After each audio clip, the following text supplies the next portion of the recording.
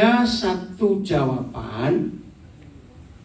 Apa penghalang terbesar hidup kita sebagai anak-anak Bapa di surga atau sebagai murid-murid Yesus untuk berjalan bersama Bapa? Halangan terbesar, penghalangnya, gangguan terbesar dalam perjalanan kita dengan Bapa, bersama dengan Tuhan Yesus sebagai guru kita. Yang di rumah juga boleh jawab. Ada Ferry yang jadi operatornya untuk membacakan nanti chatting saudara. Ayo, halangan terbesar. Satu-satu. Keinginan daging. Yang di belakang Herman atau Chris tadi dengar suara? Capek. HP. Woi, HP. Ya. Diri sendiri.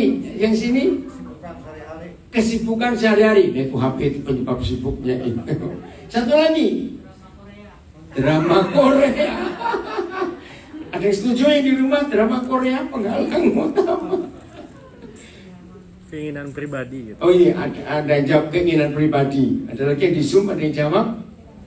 Ayo, saya tunggu. Kesibukan, ya sudah tadi awal. Ya. Nah, yang betul adalah nggak fokus. Lo betul tidak? Penghalang terbesar perjalanan iman kita, berjalan dengan Bapa yang kita nggak pernah lihat, itu karena kita tidak fokus. Pilihkan kepada saya satu dari 3 hal yang saya akan tunjukkan mengapa kita sering nggak fokus. Satu, gara-gara duit. Jangan jawab dulu, milih nantinya. Uang, ya. 2, kekhawatiran dan ketakutan. Yang ketiga, tidak mengampuni. Mana yang menyebabkan kita nggak bisa fokus ke Papa? Semuanya pokoknya. Loh, betul nggak? Uang memang nomor 1. Kalau hidup kita hanya bilang duit, kita nggak akan fokus kepada Papa. Kalau kita penuh kekhawatiran dan ketakutan tentang masa depan, kita nggak bisa fokus ke firman Tuhan. Betul atau salah?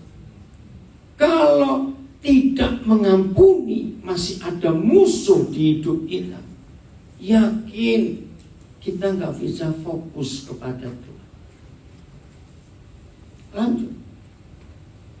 Apa yang terjadi kalau saudara sedang driving, nyetir mobil, baik di jalan biasa maupun di freeway, lalu nggak fokus? Nah, yang celaka nggak cuma orang itu, tapi orang lain juga kena. Ngeri. Izinkan saya mengatakan kalimat ini. Ketika kita nggak bisa fokus kepada Tuhan, yang rusak dan celaka bukan cuma diri sendiri, orang ada di sekitar kita. Saya beri contoh, seorang suami yang adalah papa, kalau hidup yang gak fokus kepada Tuhan, percaya istri dan anak-anaknya akan jadi korban. Lo jawab iya atau tidak? Kacau. Seorang manajer ngalami banyak masalah di keluarganya misalnya, sehingga dia gak bisa fokus kepada tugas tanggung jawabnya di perusahaan. Yang rugi perusahaan, yang rugi anak buah juga, karena bingung mau dibawa kemana kita ini oleh manajer kita. Nah, celakanya setan sudah sangat berhasil membuat gereja nggak fokus kepada Tuhan. Dengan banyaknya friksi, tahu, gesekan-gesekan, kesalahpahaman, tersinggung, iri hati, maka itu gereja nggak stop dengan perpecahan. Saya ulangi, setan berhasil. Betul atau salah saya berkata ini?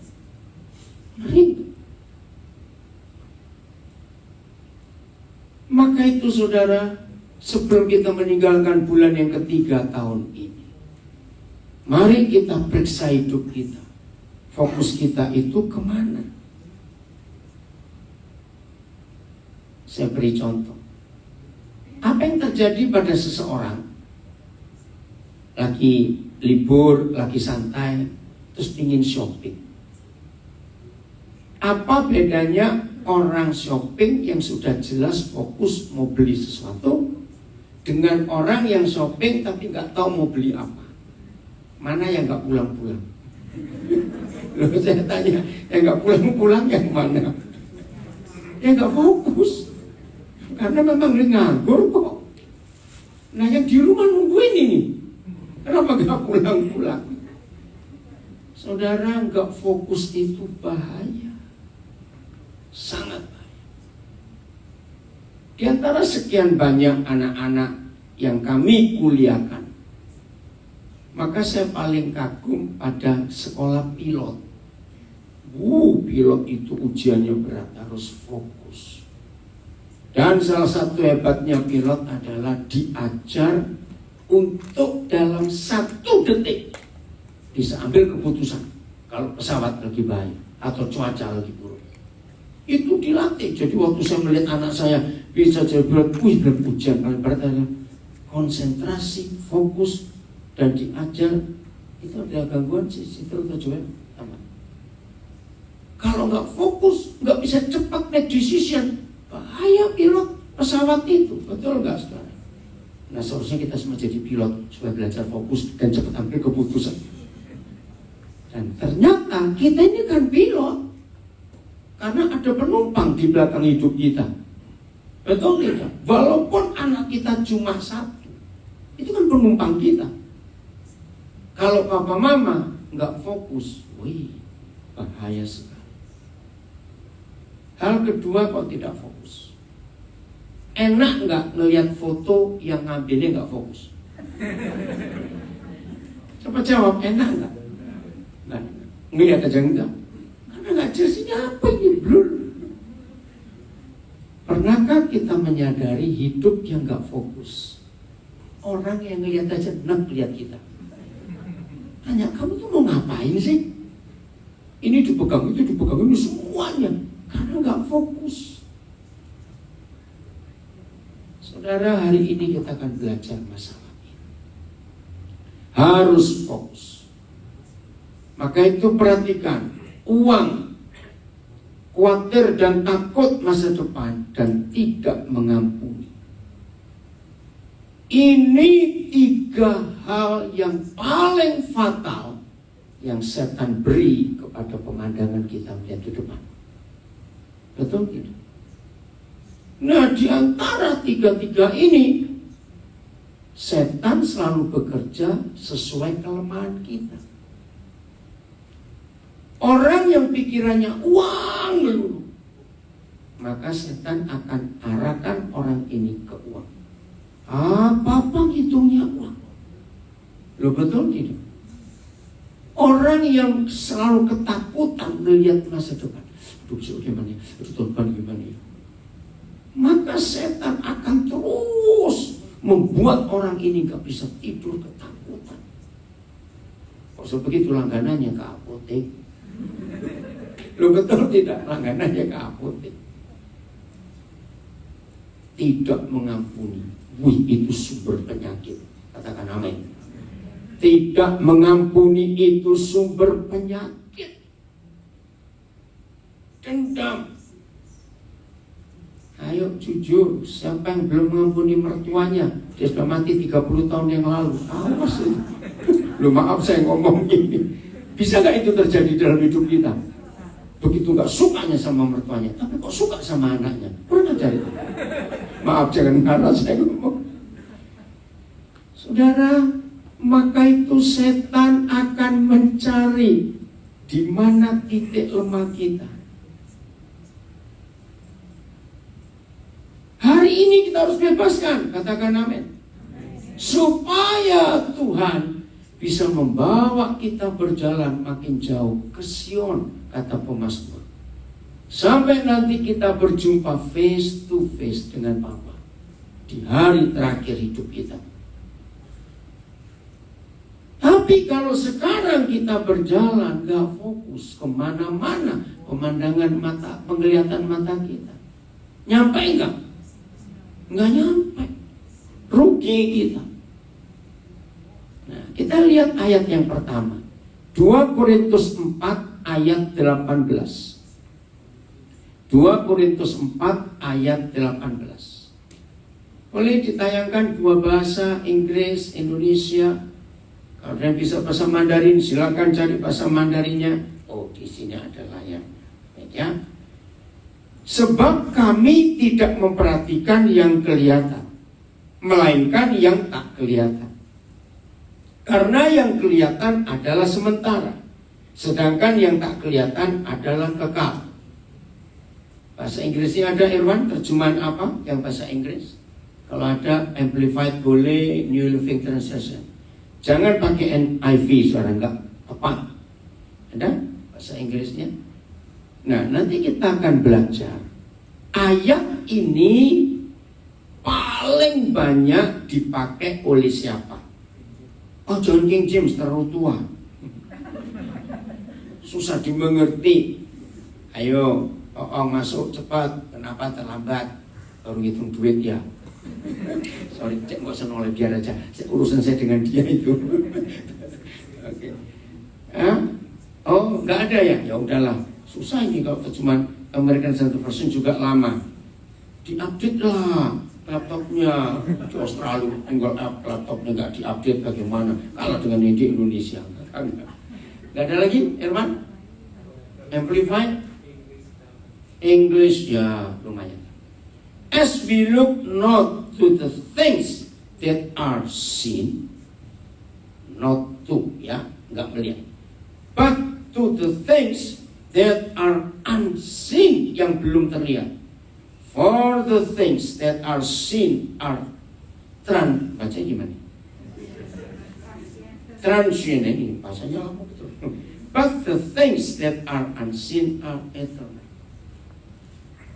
Saya beri pertanyaan. Ayat ini paling banyak dipakai oleh siapa dalam hidup? Ya, supaya nggak kelamaan mikir, Elon Musk. Kok diam saja? Saudara tahu Elon Musk? Saya bilang penjual babi di situ. Elon Musk tahu nggak sih, saya tanya kok. Nah itu yang nggak tahu pasti kebanyakan nonton drama Korea. Gitu aja. Maaf. Elon Musk itu orang hebat di abad ini. Saya mengidolakan dia. Itu orang hebat. Ide-idenya itu hebat. Dia orang Afrika Selatan tadi. Berarti? Coba sebutkan, apa yang saudara paling suka dengan yang dibuat dia sebagai inventor, ya, Elon Musk. Apa yang saudara paling suka buatan dia? Tesla. Banyak mobil, ya suka mobil itu pasti Tesla.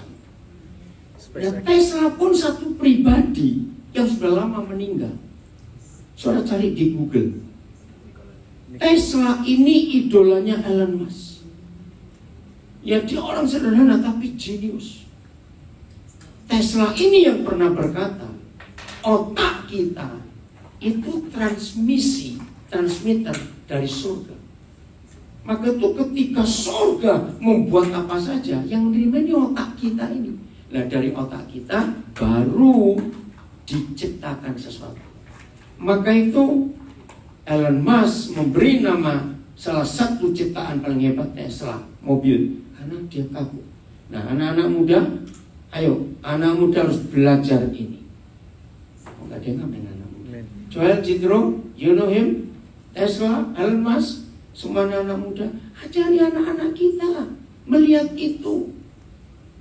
Saudara, saya ini hampir, kalau saya berkata enggak pernah baca buku rohani sudah lebih 20 tahun.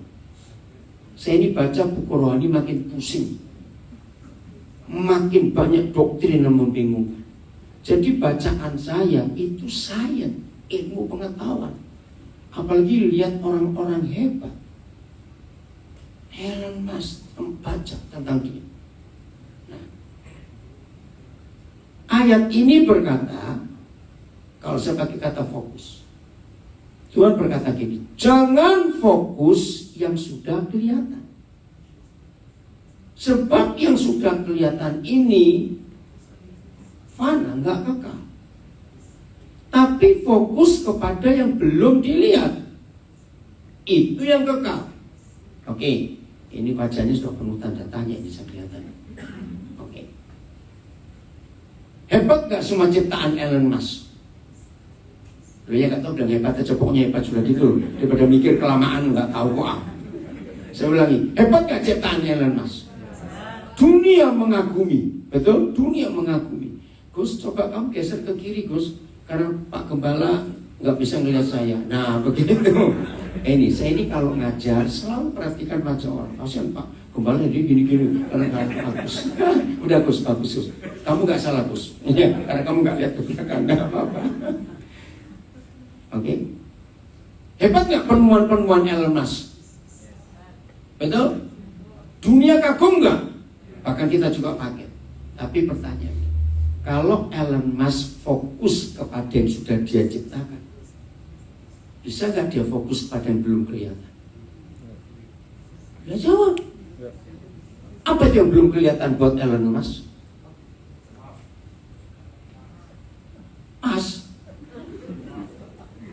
Apa? Loh, yang belum dilihat oleh Elon Musk itu apa? Tuhan. Bukan, dia lihat. Elon Musk itu orang yang cinta Tuhan. Suatu hari dia nulis buat saya nangis. Jangan didik anakmu sekolah lain.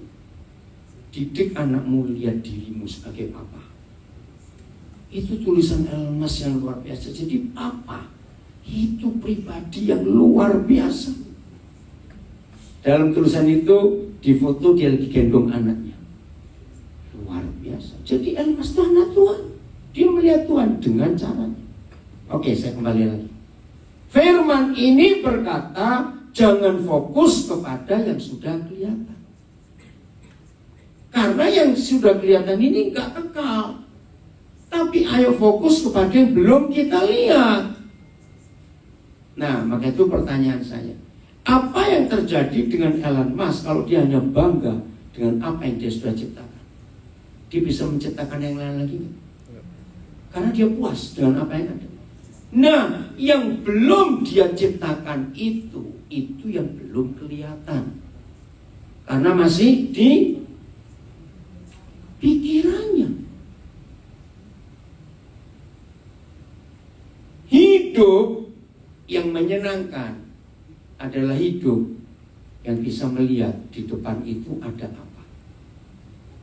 Betul? Orang yang bisa melihat ke depan, maka perjalanannya akan menyenangkan. Kenapa? Karena belum tahu ada apa di depan dan ingin tahu.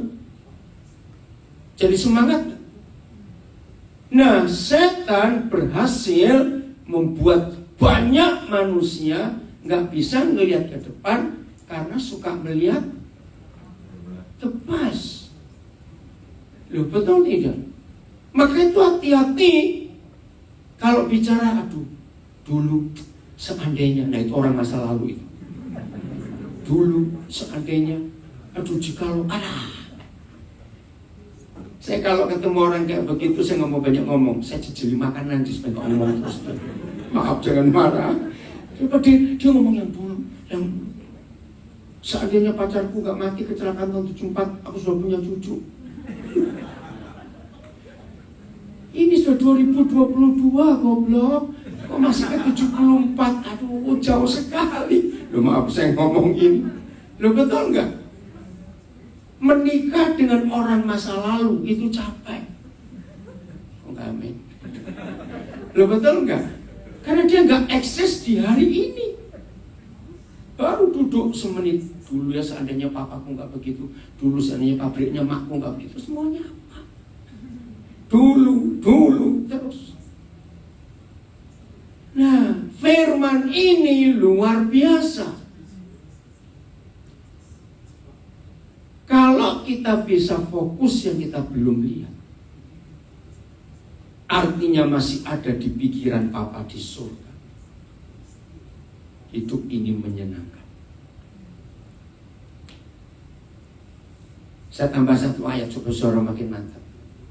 Ratapan 3 ayat 23. Lamentation. Ratapan 3 ayat 23. Wih, ini luar biasa. Menyenangkan. Orang-orang yang kenal saya, istri saya, anak-anak saya, dan beberapa teman pendeta. Maaf ya, saya cuma cerita. Mereka selalu punya kata yang sama. Saya ini selalu antusias dalam hidup. Berapa orang yang lama nggak ketemu saya, begitu ketemu pasti bilang antusias gara-gara firman ini. Ratapan 3 ayat 23. Baca sama-sama. 1, 2, 3. Bacanya kok lemes. Ini semangat, saudara. Selalu baru tiap pagi. Harusnya begitu. Ulang. 1, 2, 3. Selalu baru tiap pagi, besar kesetiaanmu. They are new every morning, great their faithfulness. Artinya apa? They are new every morning, your faithfulness is abundant. Apa artinya baru setiap pagi? Kok kayak gak pernah lihat yang baru sih, kan? Enggak semangat gitu.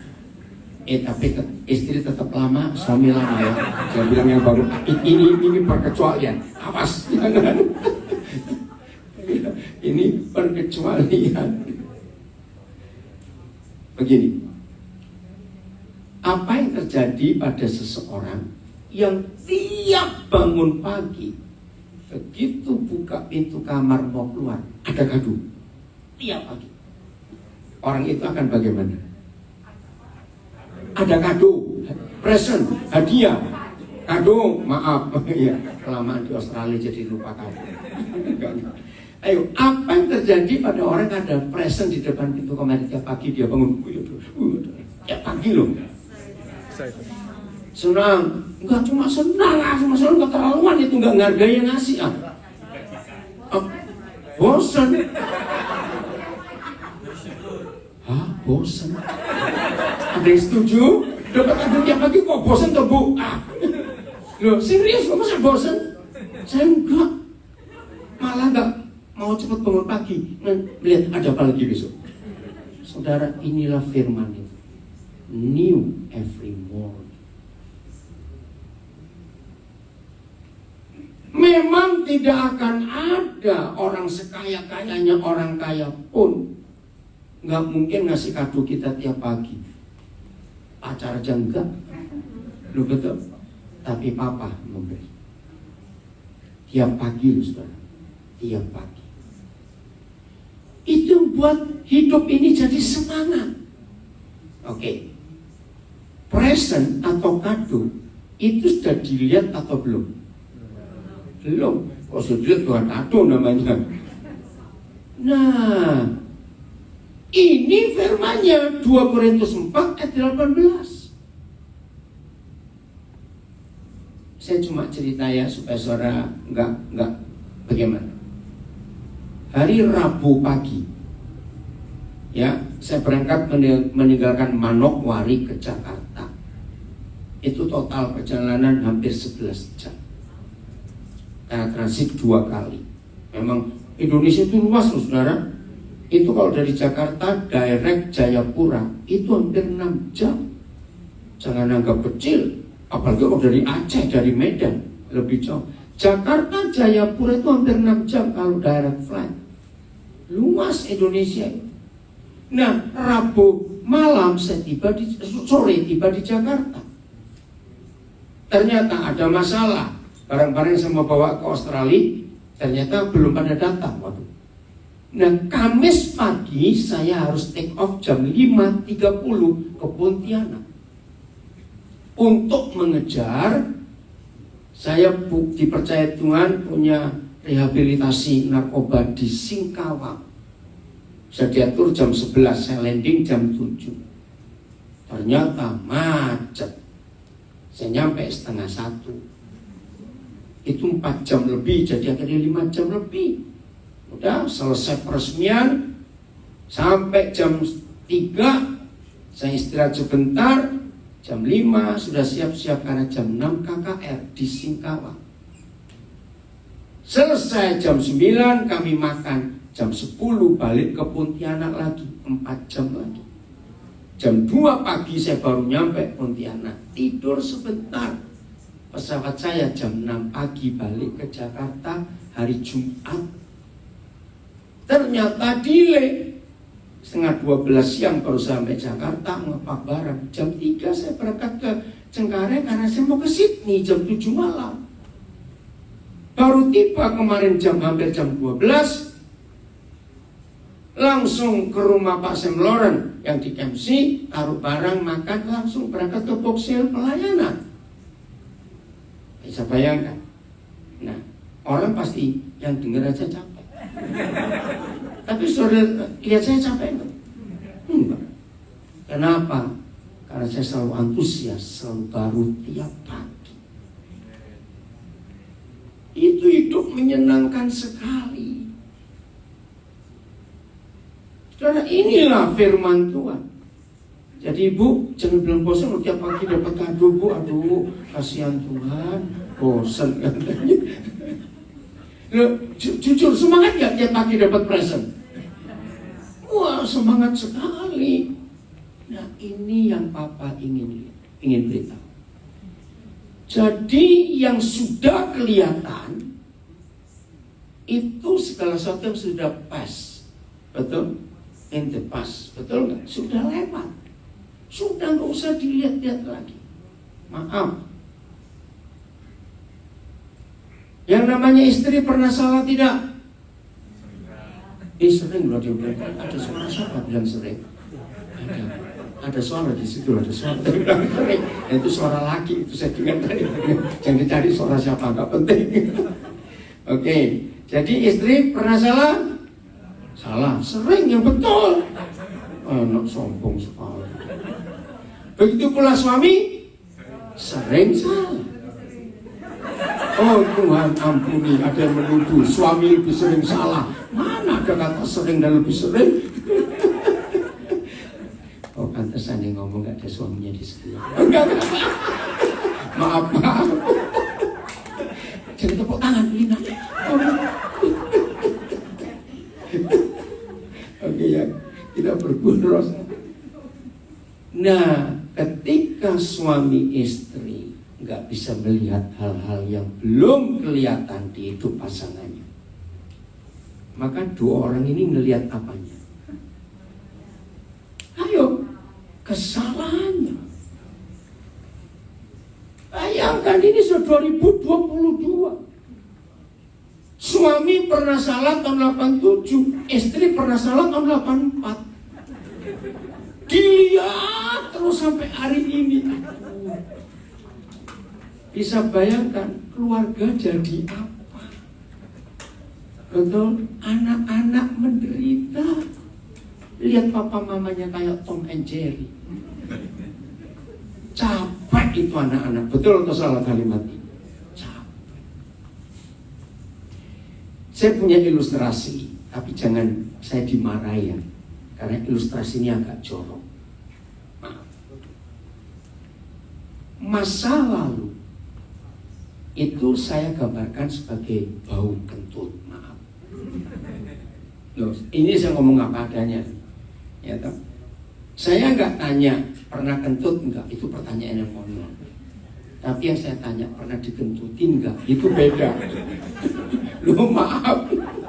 Pastor Jason gimana terjemahnya, saya nggak tahu. Loh, wajar nggak saya tanya begini? Namanya manusia kok. Nah, selama COVID itu orang Indonesia kan pintar-pintar buat anekdot, bukan? Ya. Satu hari ada tulisan, saya sampai sakit perut baca. Ada 8 anak muda naik mobil van. Wah, jadi mobilnya pack, betul padat. Mereka lagi keluar kota. Wah, ada ruangnya. Tiba-tiba dari 1 dari 8 ini kentut. Yang kebetulan baunya minta. Maka yang 7 ribut. Siapa yang kentut? Kenapa begitu? Yang kentut jawabnya enak. Bersyukur kamu gak kena COVID, masih bisa cium. Betul nggak itu? Pintar juga ini orang Indonesia. Tapi Omikron beda. Omikron nggak ganggu penciuman. Setuju? Kalau begitu sih semua setuju bahwa masih normal. Maaf.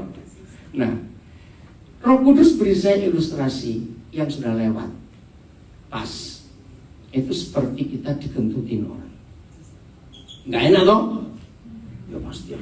Pertanyaannya, berapa lama sih kecium baunya? Ini pertanyaan konyol, tapi ini harus mikir. Jujur, berapa lama kecium baunya? Kalau bilang 1 jam hidungmu rusak gitu. Lu kok bau kentut sampai 1 jam? Ya mikir toh. Loh. Nah sekarang pada tertawa sendiri. Siapa mau ngomong ini? Loh betul tidak? Kalau sampai bau kentut sejam itu hidungnya rusak gitu aja. Oke, cepat. Berapa lama? 5 menit? Nggak mungkin lah. Siapa bilang 5 menit tadi ya? 1 menit? Enggak juga. Nah, second. Betul? Saudara maaf saya beri contoh. Tapi ada loh orang bau kentut 20 tahun masih kecium. Nah, tertawa tuh sekarang. Loh betul nggak? Ada nggak orang bau kentut 30 tahun masih kecium? Loh ini saya tanya. Karena dia nggak mau melupakan yang sudah lewat. Baru nyendok makanan, ingat dulu. Baru duduk mau tidur, ingat dulu ya. Saudara capek hidup seperti itu. Setuju? Maka itu firman dari ini membuat kita menjadi seorang anak yang bisa berjalan dengan papanya ke tempat-tempat baru yang kita belum pernah tahu. Masih kecil ingat, senang gak diajak jalan-jalan oleh papa mama? Tapi kalau bertahun-tahun ke tempat yang sama terus, protes gak anak ini? Lu protes gak? Ya protes tuh. Percaya dalam berjalan dengan papa di surga, dia gak pernah balik lagi, jalan terus. Lu ya atau tidak? New every morning. Ini jawaban. Maka itu setiap pagi, kalau kita berkata adventure, kalau saudara berkata adventure, berpetualang, saudara langsung mikir apa? Kalau besok mau diajak adventure, saudara mikir apa? Apa? Trekking. Packing. Nah itu pasti perempuan. Loh, betul gak? Maaf ya si ibu ya. Saudara pernah lihat gak?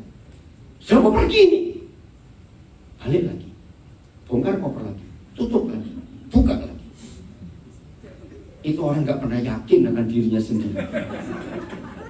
Dan biasanya maafkan saya, itu gak pernah yakin. Apalagi yang enggak dibawa, sampai karet aja dibawa. Maaf, peniti dibawa. Ya nggak apa-apa sih, nggak apa-apa. Tapi dengan penuh kekhawatiran. Kalau toh nggak ada, nggak kebawa, ya mampirlah ke toko kan banyak. Amin atau aman? Mengerti? Sehingga hal-hal kecil nggak jadi besar. Betul ya? Nah, kembali masalah ini. Kalau papa berkata, jangan lihat yang sudah kelihatan.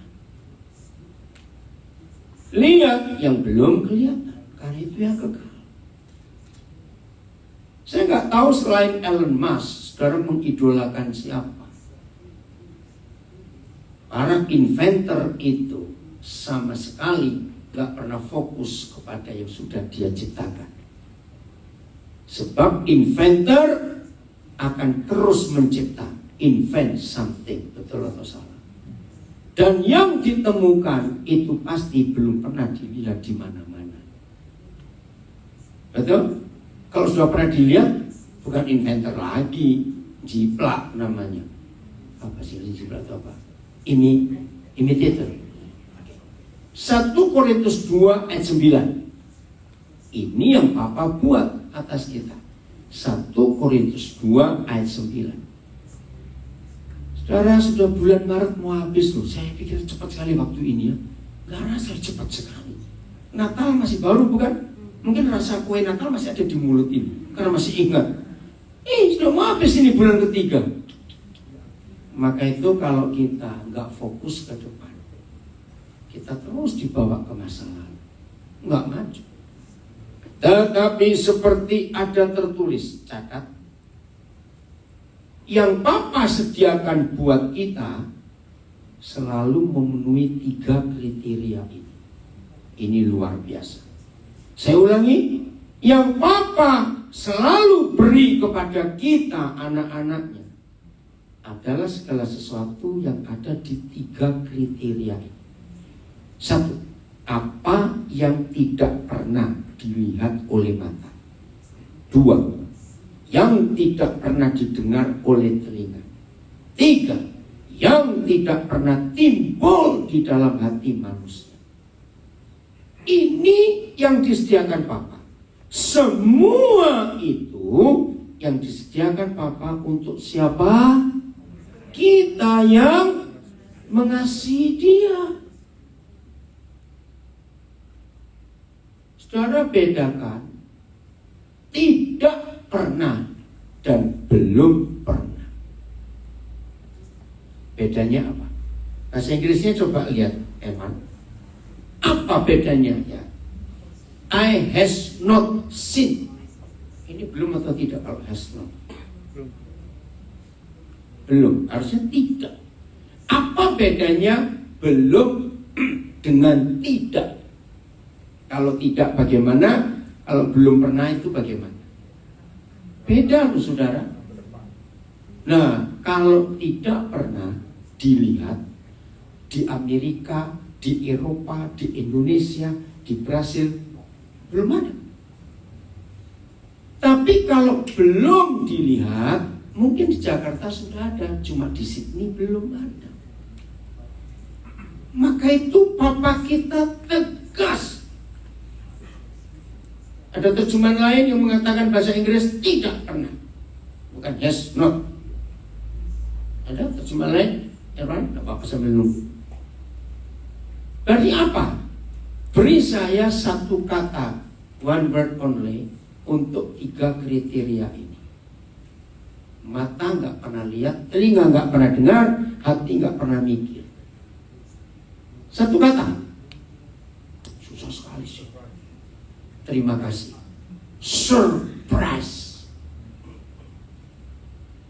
Tapi kok saudara nggak surprise? Kawan. Nggak ngerti nggak apa-apa. Loh, kalau surprise itu gimana? Wah, harus surprise. Yang Bapa berikan kepada kita adalah segala sesuatu yang mata tidak pernah lihat, telinga nggak pernah dengar, nggak pernah timbul di hati manusia. Luar biasa. Bu, ini kadonya tiap pagi, surprise Bu, bukan bosen. Maaf ya Bu. Loh, betul nggak saudara? Ayo jujur, kita bangun lagi bagaimana? Loh yuk, bilang Senin lagi, tanggal 1 lagi, bayar mortgage lagi. Aduh, capek. Nah, saya mau ajarkan satu hal kecil. Apa bedanya tanggung jawab dengan beban? Apa bedanya responsibility dengan burden? Mana yang berat, mana yang ringan? Dua-duanya. Enggak lah. Mana yang berat, burden atau responsibility? Burden. Nah, mama umum ya, bangun pagi, nyiapkan makanan untuk anak yang masih kecil-kecil ya, kalau umur 18-20 sudah siapin makanan, goblok itu mamanya, itu aja sudah, maaf. Nah, menyiapkan makanan buat anak-anak masih kecil pagi-pagi, itu beban atau tanggung jawab? Bayar mortgage itu beban atau tanggung jawab? Nah, beda. Ada orang punya mortgage karena sombong dan iri hati, mati lu, gitu aja. Lo betul nggak? Gepeng. Tapi kalau itu karena tanggung jawab, perusahaan, beli rumah untuk keluarga, asal dihitung mampu bayar mortgage-nya, itu bukan beban. Betul tidak, saudara? Saya sebagai hamba Tuhan, saya masih punya kredit yang cukup banyak. Tapi bukan untuk kami suami istri. Sekolah-sekolah perlu bangunan, perlu tambahan asrama, kami beli tanah, kami pakai uang bank kredit. Dan saya nggak pernah terbeban, walaupun secara fisik, secara mental itu berat. Ini tanggung jawab. Bedakan. Saudara kerja, bangun pagi, apalagi kalau winter, nggak punya kendaraan, harus cari bus. Itu bukan beban, itu tanggung jawab. Maka itu dalam Matius 11 ayat 29 Tuhan Yesus berkata, Pikulah tanggung jawab yang kuberikan kepadamu, karena bebanku itu ringan, kuku itu enak. Amin. Luar biasa. Maaf, saya cuma cerita saja. Tanggung jawab saya untuk biayai sekolah-sekolah asrama begitu banyak. Itu paling sedikit setiap bulan, paling dikit. Saya harus ada 500-600 juta tiap bulan. Berapa dolar Australia? 50 ribu. 100 ribu? 50 ribu dong. 50 ribu, 60 ribu sebulan. Saudara lihat saya stres? Loh, saya tanya kok. Tidak. Karena itu bukan beban, itu tanggung jawab. Dan ini sudah berjalan. Tahun ini tahun ke-27, Tuhan percayakan kami untuk biaya sekolah gratis seperti itu. Pemeliharaan Tuhan luar biasa. Di antara semua di ruangan ini saya paling kenal lama adalah Ibu Vena. Angkat tangan dong. Ya, Ven, kemarin kok dia dapat kiriman foto tahun 74, foto Vena ada di Lawang. Dia tak tunjukin fotonya. Nah, papanya Bu Vena ini adalah mentor saya, seorang gembala dari kota Tulungagung, yang jadi paling lama kenal. Saudara perhatikan, kenapa bisa seperti ini? Karena saya selalu melihat hal yang baru. Maaf, cuma cerita untuk kemuliaan Tuhan. Nanti 26 Agustus tahun ini, sebagian anak-anak saya, sebetulnya saya nggak mau, tapi mereka maksa, akan membuat acara ibadah kebaktian 50 tahun pelayanan saya. Jadi saya ini khotbah nanti Agustus sudah 50 tahun. Bayangkan selama itu. Nah, itu pertama kali saya ketemu Papa Vena di LBTC tahun 72. Coba saudara renungkan. 50 tahun waktu yang lama atau singkat. Anugerah Tuhan beri saya kemampuan seperti ini. Maka itu ketika mereka maksa, mereka bilang, Pak, karena jarang ada hamba Tuhan bisa seperti itu. Apalagi beberapa anak saya berkata, saya itu konsisten dalam pelayanan. Sejak saya terima panggilan tahun 70, dan saya kerjakan itu sampai hari ini konsisten. Nyekolahkan orang, berkati orang, menginjil. Maka itu saya nggak pernah tertarik untuk jadi gembala, karena saya tahu panggilan saya. 50 tahun saya nggak pernah stres dalam pelayanan, karena firman yang saya sampaikan hari ini selalu baru tiap pagi. Saudara tahu nggak, kalau kita sadar bahwa new every morning, ada present, ada hadiah di depan kamar kita, pasti ada dua hal yang terjadi. Orang itu malas bangun siang. Kok nggak amin? Betul nggak? Karena tuh ada apa ini, ada apa ini. Dan yang kedua, antusias, semangat. Setuju? Saya katakan ini. Nah, itu hari ini ayo kita lihat, supaya nggak lupa. Dikentutin tahun 80, jangan dicium sampai hari ini. Dan itu saja. Setuju? Ya bodoh kalau enggak. Apa ya? Ayo kita lihat ke depan. Fokus. Berapa ayat terakhir? Ibrani 12 ayat 2. Hebrew 12 verse 2. Ibrani 12 ayat 2. Ini ajakan Tuhan untuk hidup kita. Melihat apa-apa, fokus. Ibrani 12 ayat 2. Marilah kita melakukannya dengan baca. Mata yang tertuju ke dompet, begitu. Kemana? Kepada Yesus, bukan ke yang lain-lain. Fokusnya kepada Tuhan Yesus. Bukan kepada masalah, bukan kepada ketakutan, khawatir, bukan pada penyakit, bukan. Siapa pernah tahu fakta selama COVID merajalela 2020-2021, lebih-lebih 2021, itu saya seumur hidup belum pernah saya tuh mengalami ketakutan seperti bulan Juli Agustus 2021.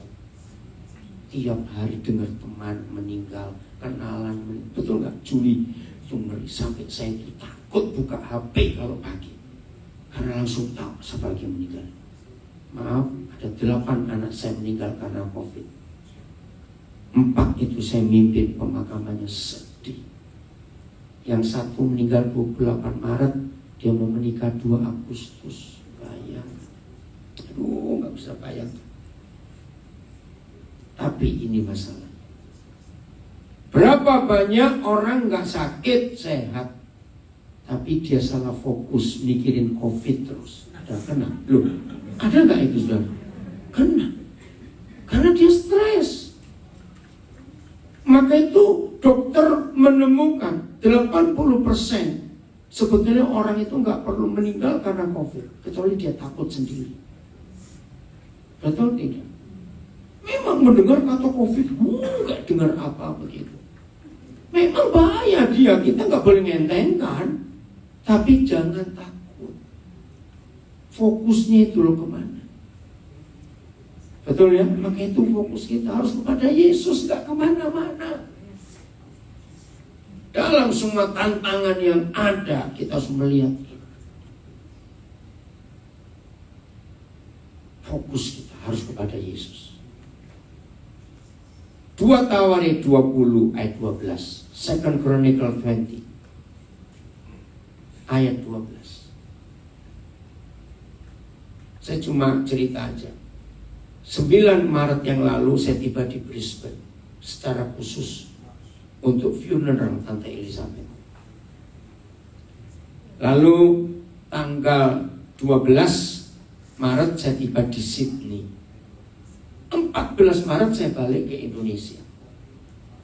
Nah, dari 14 Maret sampai tanggal 25 kemarin, saya sudah keliling ke beberapa kota itu. Kalau Jakarta nggak usah dihitung karena transitnya. Nabire, Manokwari, Singkawang, Pontianak, baru balik sini lagi.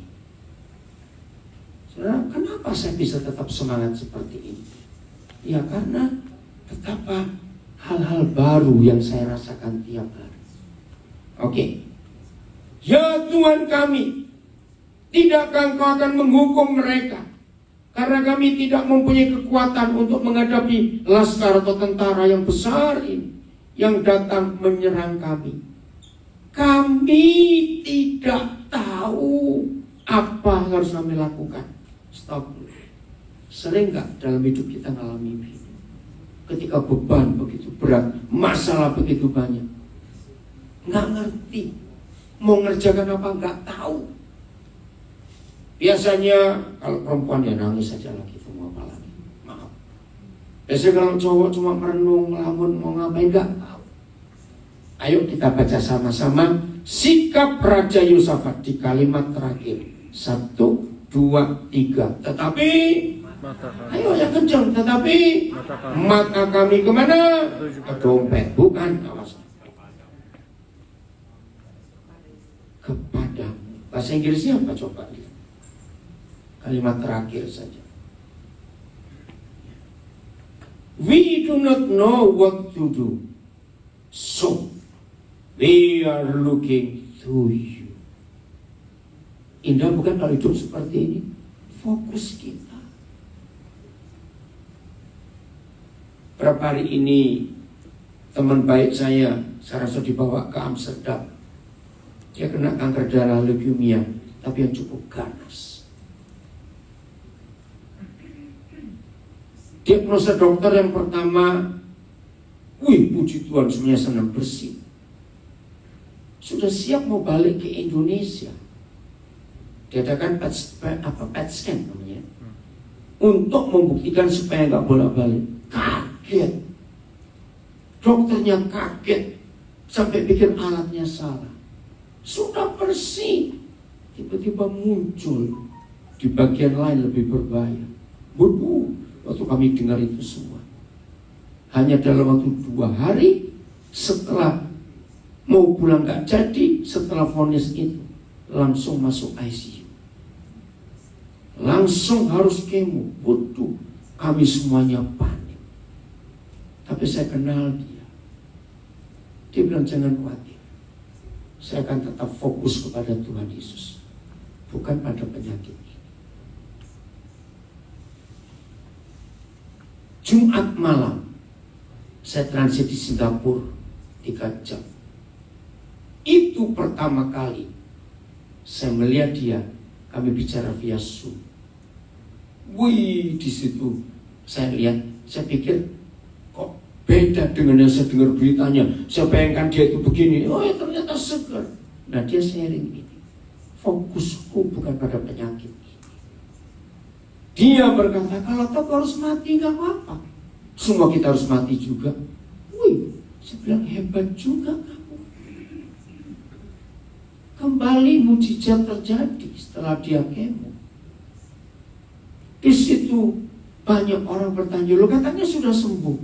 Ya, kita nggak bisa nyalakan Tuhan, namanya penyakit kok. Tapi fokusnya kemana? Ke siapa? Hari ini mari kita jujur pada diri kita sendiri. Tanya, fokusku ke siapa?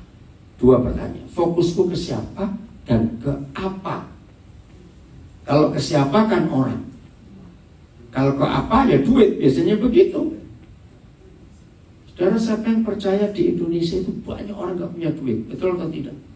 Tapi punya anak terus, saya heran. Maaf begini, lo betul atau tidak? Saya gak takut. Saya gak tahu gimana Pastor Jajan di Malaysia. Indonesia gak punya uang, tapi punya anak. Hebat. Saudara, inilah hidup yang Tuhan sediakan buat kita. Saya ulangi, Elon Musk nggak akan pernah fokus kepada yang dia sudah buat, karena dia cari yang ada lagi apa yang belum apa. Luar biasa. Bahagia kalau hidup seperti ini. Perjalanan kita masih jauh untuk jumpa Papa.